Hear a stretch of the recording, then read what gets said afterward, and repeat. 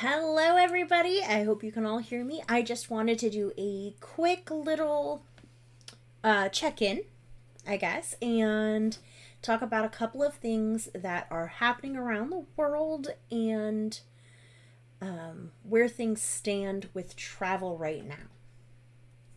So, the big question is what's open, what's opening, and who can go where? And really, that seems to be the biggest question because and I'm like waving my arms. Um, because everywhere is different. All the different places have different rules. So let's start with some of our the United States nearest locations. So you've got Mexico. Now, the actual driving border into Mexico is, from everything I'm reading, closed. However, you can fly into Mexico to places like Cancun, Cabo San Lucas, and those types of locations for vacation. Uh, uh, that's been open. There's been some question recently if Cancun is going to shut down again as a temporary because their numbers have been spiking, so people are watching it. But as of right now, Cancun and Cabo San Lucas, and I believe a couple of other areas in Mexico, are open for U.S. travel. Um, then you've got Canada, who is our neighbor up above, and, or I guess north.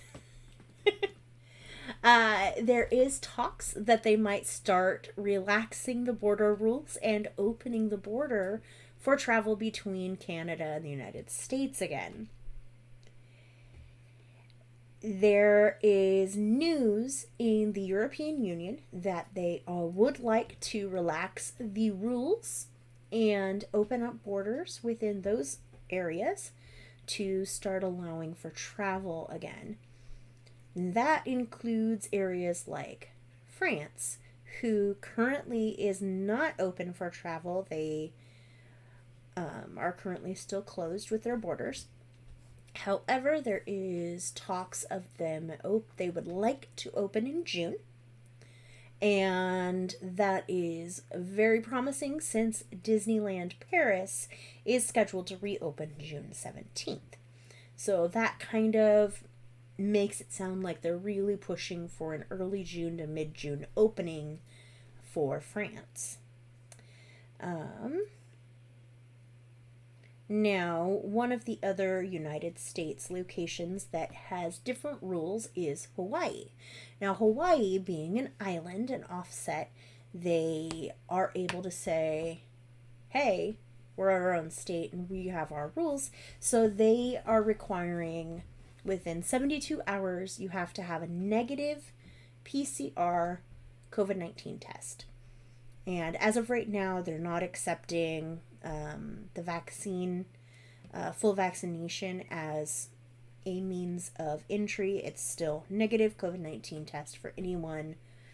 I believe it's 11 or 12 and up.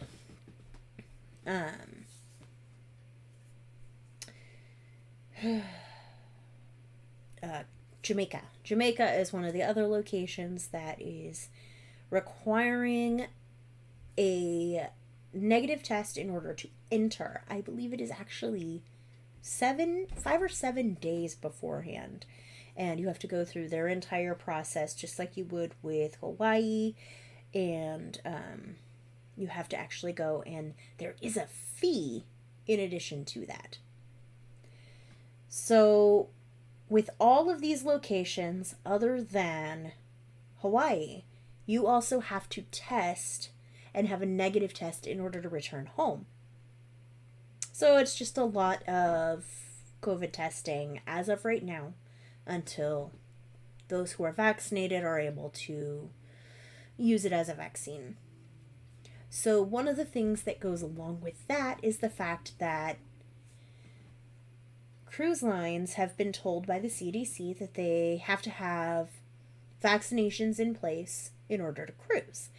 However, some of the states that have cruise ports are saying you can't ask for a COVID vaccine as a requirement for travel. So there's a bit of a standoff between the state of Florida and the cruise line industry at the moment. Almost all cruise lines have canceled all cruises through July sailing out of Florida. I believe Carnival has 2 or 3 that are still on the books, haven't been canceled yet, but will likely be canceled at this point. Several of the cruise lines who would normally sail out of the US have transferred their cruises to sail out of other locations, such as Jamaica or Puerto Rico. And that leaves us to within the US, and let's talk some of the other Disney locations. I always have Disney on my mind. But let's talk about Disney World and Disneyland, who are reopened, both of them. Disneyland is still California residents only. However, it is limited capacity, masks required, everything that you know and expect out of California right now.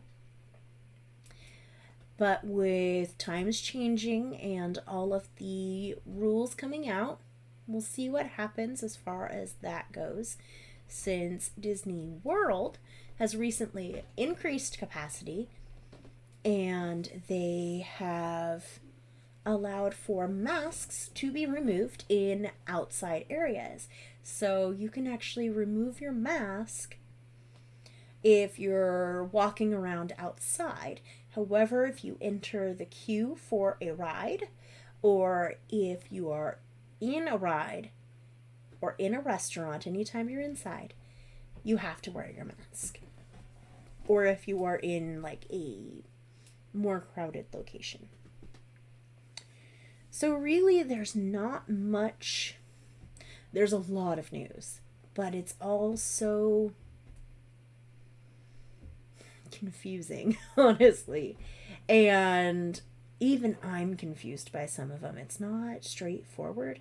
I'm looking into a lot of them because I'm really interested to see when things are going to open and how they're going to ask for the different means of entry.